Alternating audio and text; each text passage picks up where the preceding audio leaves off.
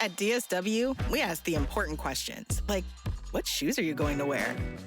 Whether you're prepping for wedding season, festival season, or just planning the ultimate vacay, the right shoes can make or break an RSVP. So own the moment. You've got big plans, and we've got just the shoes. At the perfect price, of course. Get ready to get ready with Designer Shoe Warehouse. Head to your DSW store or dsw.com today and let us surprise you. Hello, everyone, and welcome to Fresh Take from What Fresh Hell, Laughing in the Face of Motherhood. This is Margaret. And this is Amy, and today we're talking to Maggie Quinlan and Bethany Johnson. Dr. Margaret Quinlan is a professor of communication at the University of North Carolina at Charlotte. She explores how communication creates, resists, and transforms knowledges about our bodies. Bethany Johnson is a PhD candidate in the Department of History at the University of North Carolina at Charlotte. She studies how science, medical technology, and public health discourse are framed and reproduced by those with power. They are the co-authors of the book, You're Doing It Wrong, Mothering, Media, and Medical Expertise. This book investigates the history of mothering advice in the media from the 19th century to today and the processes by which mothering has been defined. Welcome, Bethany and Maggie. Thanks for having us. This is such an honor. Thank you. So, perfection in motherhood. What I learned from reading your book, to my not surprise, is that perfection in motherhood is a very, very old dictate. Take us back to where the history of mothering advice sort of began. Well, I'll get us started as the historian in the group. So something that Maggie and I have talked about for a long time is that the expectations for motherhood have changed sort of broadly. Like today, you don't expect your children to know how to guide a plow. Right? We're not an agricultural society anymore. But the expectation that you will raise a certain kind of citizen is still in place. And while that can sound like a good thing, the particulars of that have changed over time, and they've gotten more and more intense and more particular. So now it's about what kind of education your child gets, how much screen time they have, what kinds of foods they eat or do not eat, how they sleep, where they sleep. There's all of these different questions. Whereas before, the social project was more about getting people who could do the kinds of work that were valued in the society and to participate in certain ways. Certainly, if you're a woman, you weren't participating through voting for most of American history. But the particulars have gotten much more intense over time, wouldn't you say, Maggie? Yes, and I were able to really dig into a lot of historical archives and kind of see where some of these messages began and how they've either shifted or not shifted throughout history, and just to have access to some of the messages that women were told in the late 1800s, early 1900s was particularly fascinating to me. Some of their struggles were very similar to mine, and a lot of the questions that they had really resonated with me. I have 2 children. I don't really share this too openly, but I really, really wanted to have a boy first. There are a lot of gender issues there. We could unpack it some other time, but Just side podcast. Different episode. So it was interesting when Bethany and I were in the Duke archives at the Duke Library to see that doctors were giving women advice. Then Bethany and I were able to talk to fertility doctors who debunked all of the messages about things that you can eat or not eat in order to conceive a boy. There's people, they've made millions of dollars on selling women advice on how to conceive a boy or a girl that have all been debunked by fertility doctors. Your book makes the point that there's actually some sexist assumptions involved in these ideas because most of them were predicated on the idea that male sperm would swim more quickly than female sperm, being more virile because they were male sperm. I mean, it makes no sense. Oh, shocker. Right? That's also predicated on the assumption that there's male sperm. Or female sperm. That's not what's happening. It's not a thing. Yeah, exactly. And Maggie and I were kind of cracking up reading this stuff. People were giving me advice currently today on Facebook that we were reading in this 1927 file at Duke. So those were the moments that really, really surprised us. One of the really frustrating things about being pregnant is being told what you can and can't eat. And there's so many things that you can't eat, but those things have changed over time depending on what the culture thinks is healthy at any given moment. So they used to tell you like how much coffee to drink. They used to prescribe certain kinds of tea and coffee to help settle your stomach early in the morning, but they didn't want you to use too much pepper because they thought that that would make your baby angry and like a mean person if you had too much spicy food. Explains a lot. I mean, I can see it. I can see how they got there. And also, being of Irish descent, there used to be posters for Guinness beer. I mean, Guinness was prescribed for pregnant women. For lactating women. My grandmother told me. Yeah, because it's high in vitamin K. Yeah, that's why they did it. They wanted people to get the vitamin K because some of the other ways you would get it would have been, too expensive because it would have been in seafood and other things that weren't available to the working class population. So they didn't know about alcohol as an issue. You're like, you guys are so close. The vitamin K, yeah, we're all on the same page about that. The rest of it is more complicated. And what about the quart of milk a day that women were advised to be drinking in the 1960s? Your book talks about milk soup as advice that women were getting. Yeah, gross. I mean, I just can't imagine eating milk soup. They were worried about the calcium, but they were also thinking about how people could get fat and protein. There's also some intersection there with diet culture where it's like a good fat or protein versus like cake or something. So they didn't want women eating foods that they considered, quote unquote fattening, but you do have to have a substantial amount of complex fat to make a human, because brains are made out of it. Also in the 1960s, that's after the farm bills passed and there's huge funding for dairy farmers. So doctors start leaning more heavily on dairy because the pricing structure is changing. This is such an interesting topic for people to dive into if you're a deep diver in general, like how subsidies control what we eat in general, like the monologue from The Devil Wears Prada. Like, you don't even understand why you know what you like. Yeah. What you like came from a decision that was made months and months ago about who was going to get what farm subsidies. Yep, exactly. And that's, Maggie, I think you would agree. That's sort of what we found with every question we had in this book. We were like, well, this is interesting. Let's see. And then we would fall into a hole for 4 months trying to actually get to the bottom because it was always touching on a lot of things that we didn't expect. So we can look back and say like, oh, crazy people in the 60s thought this, and crazy people even before then thought this even crazier thing. How does this inform the way that we're parenting in 2021? I mean, if you're an Instagram user, how you're eating when you're pregnant and how you feed your children defines whether or not you're a good or bad parent. Correct. It does. It doesn't, I don't think it actually does. The food people actually have access to, depending on where you live, is not really in the control of individuals. But if you were to only be a person who existed on social media, you would understand that you have to perform parenting in that way. Like, my child ate something green, take a picture of it, post it so people know that I'm a good parent. And one thing that we kept coming back to was what the ideal mother looks like. It happens to be somebody who's white, middle to upper class, heterosexual, married, cisgendered, able-bodied. And Bethany and I tend to check a lot of those boxes, but yet there's so many times that we felt that we weren't even measuring up. And so if we're having this much difficulty being this ideal mother, we wanted to hear from voices of people that don't fit into that. And where are they on social media today? Where are they in the historical records? And we really challenged our own assumptions and our own motherhood practices as a result of this research. Well, I think it's true that like yesterday's musts are today's nevers, right? That the very things that you were told you had to do seem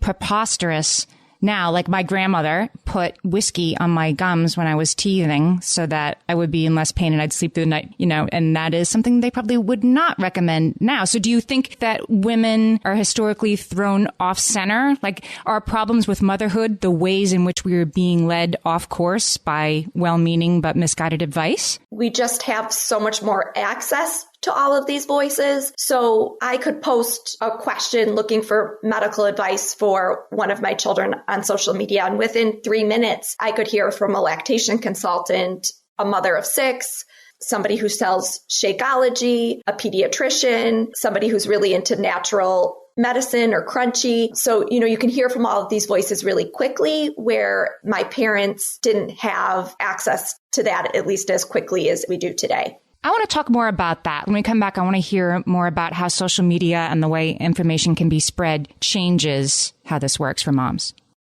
Hellions, it's time for some spring cleaning, and I don't just mean the coat closets. Doing your financial spring cleaning can actually be super easy when you let Monarch do your financial spring cleaning for you. One dashboard that gets your entire financial life organized. No more clutter, no more mess, no more logins scattered everywhere, just accounts, investments, property, and more, all in one place. Get your first year of Monarch for half off, just $50 with promo code FRESH. Monarch allows you to look not only at what you've already spent, but also to plan for the future. With Monarch, you can set savings goals, plan for big purchases, and notice spending trends before they become a problem. I can generate cash flow reports that show me what we spent this quarter, this month, what we're probably going to spend next month, and feel prepared, organized, and knowing how to plan for the future. No more surprises and a lot more clarity. Try Monarch. Use code FRESH at monarch.com to get your first year half off at just $50. That's 50% off your first year at monarch.com with code FRESH. My favorite skincare products actually feel more like self-care, like they're so nice to put on and they smell so good that I'm actually happy when I get to that part of my day. And I swear that is how I feel about Osea's anti-aging body balm. Amy, you are usually the lotions and potions queen on this podcast, but I have to say, hard agree. Osea's anti-aging body balm is a liquid silk body balm that combines the lasting hydration of a lotion with the firming power of a serum, leaving skin smoother and firmer. This body balm is clinically tested and designed to deliver visible results you can see and feel. So we've gotten to use this product for a couple of months now, and I swear I have really noticed firmer and smoother skin, like on the back of my hands. It's like getting a mini spa treatment from head to toe. Get a spring-worthy glow with clean, clinically tested skincare from Osea. And right now, we have a special discount just for our listeners. Get 10% off your first order site-wide with code FRESH at OseaMalibu.com. That's 10% off your first order with code FRESH at OSEAMalibu.com. Amy, when I'm having a good hair day, it usually makes my whole day better. And that's why on every day, I'm taking Nutrafol. Nutrafol is the #1 dermatologist-recommended hair growth supplement brand. And it's the #1 hair growth supplement brand personally used by dermatologists. Nutrafol's hair growth supplements are peer-reviewed, NSF certified for sport, and clinically tested. Nutrafol offers multiple formulas for men and women tailored to different life stages and lifestyle factors, so you get support that's actually right for you. Adding Nutrafol to your daily routine is easy. Order online, no prescription needed, with automated deliveries and free shipping to keep you on track. Let your hair be one less thing to worry about. See visibly thicker, stronger, faster-growing hair in 3 to 6 months with Nutrafol. For a limited time, Nutrafol is offering our listeners $10 off your first month subscription and free shipping when you visit Nutrafol.com and enter promo code LAUGHING. That's Nutrafol.com, spelled Nutrafol.com, promo code LAUGHING. Okay, we're back. Another aspect of social media that's interesting in terms of how we get our information is my grandmother, who was born in the last century, talked a lot about there weren't as many literal gathering places. Like her kids had to be good and on at church. That was the time they had to be good, because the rest of the week they were back away from people in their house doing their thing. And it seems to me, and I think of that all the time with the role of social media, that we're all together all the time, that like we're always in this race about how our kids are performing and being judged. Yeah. And, you know, if you think about the ways that it's much more common in American society now that you don't actually stay where you grew up, you leave for college or a job. Right. More people tend to move away from home. And so we make these social media connections because we want the people that we don't live with anymore to be able to see our kids, to have some idea of this day to day, right? But what does that also do? It puts you on stage. Actually, this happened with me. My daughter was 3 days old and it was 60 degrees. It was sort of unseasonably cold at the time for Charlotte. And my extended family knew that we were living in Charlotte. They could also see that like I'm wearing a zip up hoodie in the picture. My daughter had a couple of layers on and a blanket and whatever. But because there was a covering over her, she was actually getting kind of hot. As a mom of 3 days, I was like, is she too hot? What temperature is she? Because I had been in these spaces where I knew that like, you're always doing it wrong and you can never know what's actually right. So I took her out and the three of us took a picture. And within 30 seconds, one of my relatives was like, why isn't she wearing a hat? Yep. And I was just like, why did I post this? She was hot. I don't want her to get overheated. And my partner's like, whew, this is going to be how it is now with people and advice. And I was like, yeah, for you, it feels different. For me, it's just advice about the thing that's now outside of my body. I was getting plenty of that when I was carrying this baby around, sir. But it was like this moment where he finally realized like, gee, I wonder if this is what the last 10 months has been like for you. But does the social media, does that sort of collapse? Like back in the day, right, there's Dr. Spock book, and that's where you get real advice, right? And then the lady down the street can tell you the baby needs a hat on and you can listen to her or not.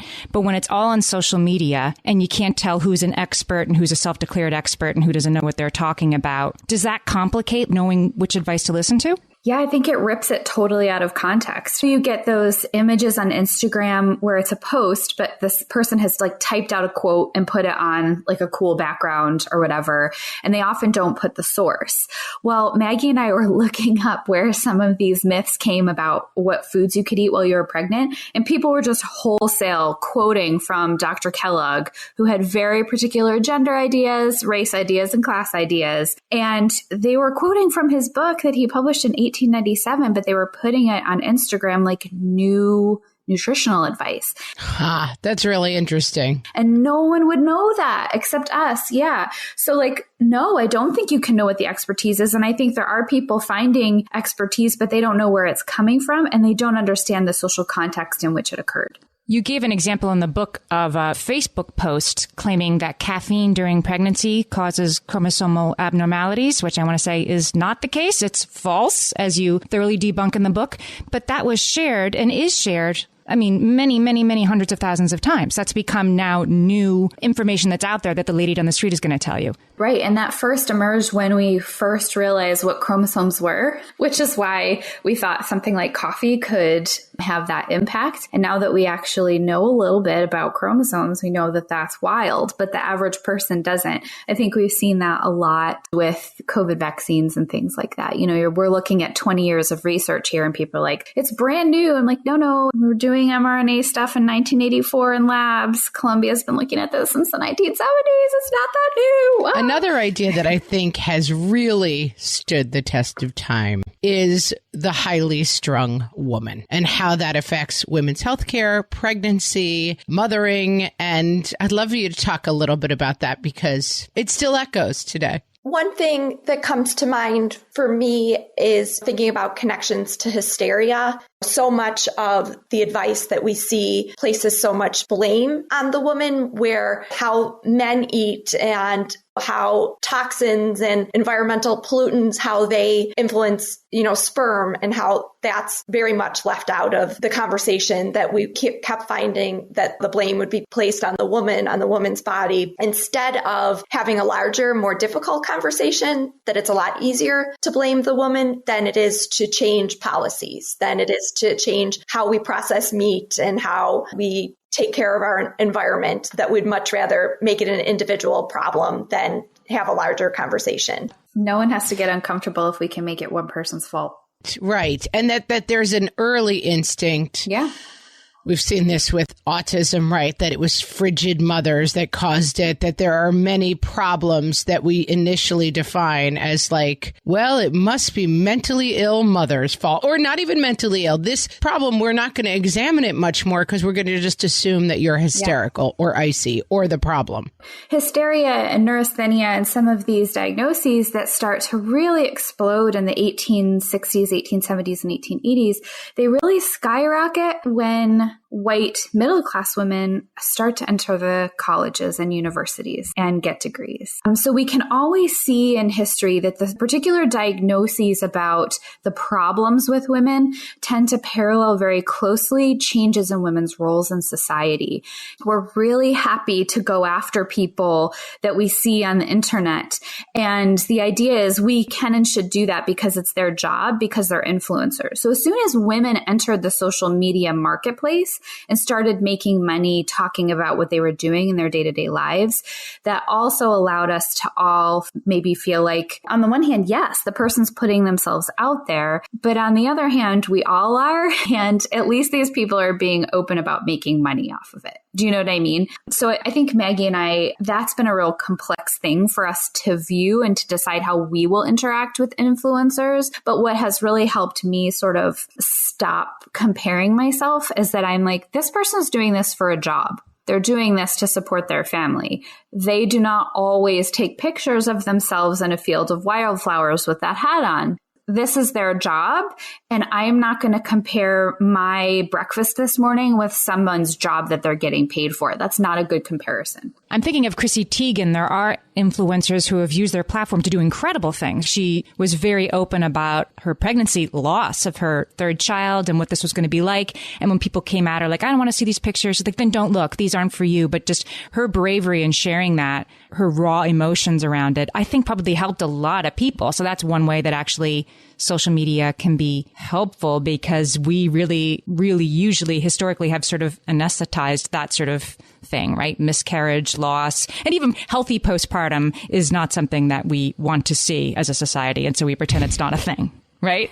Right. We're like, no, we want you to either be very pregnant or look like you've never had a child. This is the stork brought this thing. It was nothing else we need to think about. Or like Princess Kate, right? 4 hours later. We don't want to know anything else. Exactly. Yeah. I want to see that skin snap back. Yeah. I want to take a break, and when we come back, talk a little bit about how this history informs us today. Amy, let me tell you about a magical place that is so exactly designed to be enclosed space, year-round fun for the whole family that I bet you already know what I'm going to say before I even say the name. Let's say it together on 3. 1, 2, 3. Great Wolf Lodge. You got it, Amy. My kids loved Great Wolf Lodge when we went. You probably already know that it has a huge indoor water park with a wave pool, lazy river, a bunch of massive water slides. But then your pack can hit the other attractions because, wait, there's more. Great Wolf Lodge has adventure-packed attractions like Magi Quest, a live-action game kids can play throughout the lodge, plus the Northern Lights Arcade. Spent some quality time there, so your kid who loves the lazy river and your kid who loves fantasy games will both have a great time. Great Wolf Lodge also offers great dining options and complimentary daily events like nightly dance parties, all under one roof. Unpack the car once and you're settled in to have fun. And with 22 lodges across the country, you're always a short drive away from adventure. We've both had such great times at Great Wolf Lodge, so bring your pack together at a lodge near you. Learn more at greatwolf.com and strengthen the pack. All my kids learned to swim when they were little. It was super important to me that they be confident and safe in the water. There was only one problem with that: taking them to swim lessons. I mean, the pools were freezing. There were always cranky adults doing laps right there. And it was definitely not, for any of us, what you would call fun. Amy, heard. But now there's Goldfish Swim School. Goldfish takes a really thoughtful approach to swim lessons, combining research-based teaching with a warm, kid-friendly environment that actually helps kids thrive in the water. Every detail at Goldfish is thoughtfully designed to create a golden experience, from shiver-free, warm indoor pools to comfy waiting areas for parents to professionally trained lifeguards on deck. Goldfish uses an approach called the science of swim play, which combines guided play with proven teaching techniques to help kids learn to swim, build water safety skills, and gain confidence, all at their own pace.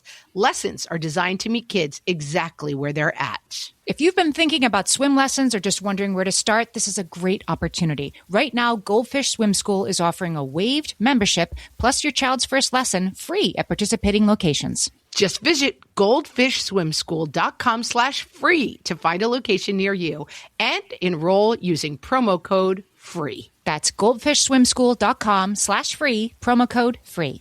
So I want to ask you guys about infertility and the historical advice around that, because I think it's changed and it hasn't changed. And women, even today, are still told that if they can't get pregnant, they need to make a mental adjustment. they need to try harder. They need to be less stressed. Like we would have called it hysteria in 1865, and now we call it stress. You need to work less, which, as you point out in the book, is not an option for a lot of women to take on fewer shifts at work, but that there's a sort of a mental discipline that has to occur to achieve pregnancy. And it's another way of sort of blaming the woman for her body not working. Can you talk about the history of that, how that has and has not changed? Yeah, our research actually started around infertility. We were in New York City in an archive, and Maggie, you were pregnant at the time, right? Yes, I was about 6 months pregnant. That's right. I remember you telling me you knew that I had been in treatment and was doing an IVF cycle at the time. Yeah. So we were in New York City and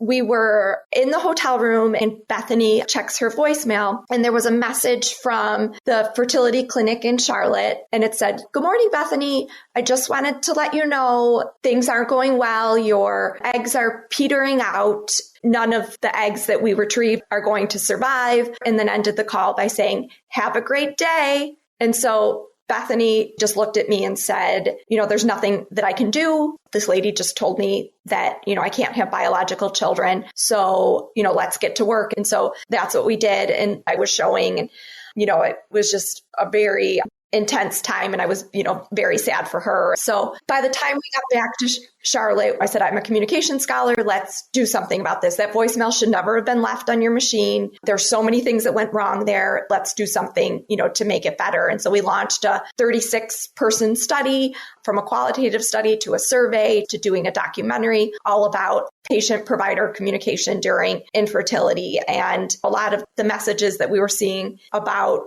if you just change your mindset, if you just think more positive, that you will be able to have children. Now you can take an e-course, and there's a teacher or a consultant who can help you to change your mindset in order to get pregnant. And a positive mindset isn't going to open fallopian tubes. It's not going to remove scar tissue. And, we still get those messages that if you just smile, if you just relax, if you just go on a vacation and drink a bottle of wine, that all of this is going to work. And that messaging, is that something that you see changing, that you see getting better? Or is the message just trying to reach around the messaging to women and say, actually, this is something that's been being said forever, but we're here to tell you it's really not accurate? Yeah, I think it's a mix of both. And for the record, anyone who's infertile wishes that Maggie was their friend, because when I was at my darkest point, she was like, "Well, let's just change things, dude." We spent the next 5 years working on it, and here we are. So I couldn't be luckier in that way. But I think most women don't have that experience. And the thing that really strikes me is that for 150 years, we've been telling women that their mind is the main hurdle to them not getting pregnant. But this is how it's changed over time. In the 19th century, and even at the turn of the 20th century, the type of artificial insemination they were doing at the time was successful less than 15% of the time. So you had to blame it on the woman because that was the only way you could explain your own failure as a practitioner. As time goes on, still 40% of cases are put under undetermined or not categorized. You're just sort of infertile and they're not really sure why. But the concern now is that everyone was getting that information before. You need to be better. You need to get your mind right. But now what Maggie and I are worried about is that people that can't afford or don't have insurance coverage for something like IUI or IVF, or even the, tests that cost hundreds of dollars a pop, they can maybe get the money together for a $450 e-course. And for the record, Maggie and I are not saying that people should avoid lessening their stress or having a healthy outlook or protecting their mental health. What we are saying is that if somebody has not even been able to access the types of care that have developed even in the last 20 years, and they are only working on their mind, but they don't know about any structural issues, they will fail at the end of that course, and they will only have themselves to blame because they signed up for a course that said if they fixed their mind, they would fix their infertility. That person might have a T-shaped uterus and they have no idea because they can't afford to go to the doctor and they pitched in for this e-course instead. It infuriates me to think of that possibility, and we know people that that's happened to. We've come across them in our research. So being told you're doing it wrong does not cause less stress. It in fact causes more. Imagine that. Exactly. So how do you propose that moms listening, who have all been the subject of this, we gained too much weight during pregnancy, we couldn't get pregnancy, our child was, slapped with a failure to thrive label for a couple of weeks, we forgot the hat at the playground that time. We've been told you're doing it wrong 700 times, probably some of them today. Is there a way for us to become wiser about this and more cautious about what advice we take in? The one thing that I've become better about as a result of this is when I'm on social media, I don't give advice that, I realize I'm not a medical doctor. And so I've been more cautious about doing that. Instead, how can I use social media as a way to support other mothers? I think there's other ways that we can use social media for supportive reasons. For example, when Bethany's first baby was born and she wasn't able to produce milk right away, I was able to go on social media and find breast milk donors for her and was able to bring it to her house. There has been a lot of really great stories that we wouldn't have had access to without the help of social media. The historical pieces that Maggie and I talk a lot about there's a comfort for me in having read letters from the 1840s where women are like, I don't know. I asked the doctor. They didn't know. Why is this baby crying? Because you are part of a very rich tradition. You are not doing it worse, but you will always be told you're doing it wrong. That certainty took so much pressure off for me because I expect that message. I can walk away from it. I don't have to worry about it. I assume that someone will think I'm doing it wrong no matter what it is. And that's okay. What I need to figure out is what's right for me and what's right for my family. For people that feel overwhelmed by the information that you're finding on social media, please remember that lots of the quotes and the sort of beautiful artistic outlays of messages and memes are taken out of context. If it doesn't sit right with you, you can always find out more about it. And one way to do that is whatever type of health or child professionals you see in person of any stripe, spend some time with them. You can get into deeper conversations in person or even on a telehealth appointment in the just slightly post-COVID world than you can really get on social media. So remember, on social media, you're always getting a snippet. And the best thing we can do on social media is to support each other emotionally and to not worry about telling each other how to do it right. We've been talking to Bethany Johnson and Maggie Quinlan. They are the co-authors of You're Doing It Wrong, Mothering, Media, and Medical Expertise. Tell us what you're researching now. My other research strain is epidemics. You really hit the bullseye. Woo! Yeah, I was teaching about the history of epidemics at UNC Charlotte during the Ebola outbreak. So my timing has always been very prescient. How about you don't teach about epidemics and we won't have any? Yeah, I know. Maybe I should just stop. Well, I'll let you know if there's a plague outbreak. Let us know what you're studying next so we can move away. I'm doing some work on 16th century plague and the gender roles and community response. And I'm also looking at H1N1 in 1918 Philadelphia and what happened in the aftermath. One thing this has taught me, and I've talked about with some of my cohort, is that, even if you never got COVID, you're still a survivor of a global pandemic. So what does it look like to re-enter that world? And what did it look like previously? Those are the questions I'm asking now. And I'm continuing on this strain of research in some ways. Bethany and I just finished a chapter about Amy Schumer and how she disclosed that she was going through IVF and asking for medical advice on Instagram. And the advice that she got was very similar to what we've been talking about. So that was a fun chapter. And I'm also doing some research about fat shame during pregnancy and postpartum from medical doctors, family and friends and partners, as well as Bethany and I are doing a study about fat shame during those stages throughout history. Oh, I can't wait to read about that. I have thoughts. Something we talked quite a bit about on the podcast. I'll put the link to the book You're Doing It Wrong in the show notes for this episode so you guys can check it out. Full of fascinating research about the sometimes troubling history of mothering advice. Bethany and Maggie, thanks for talking to us today. Thanks so much. Thank you. This was a lot of fun. Thanks for having us.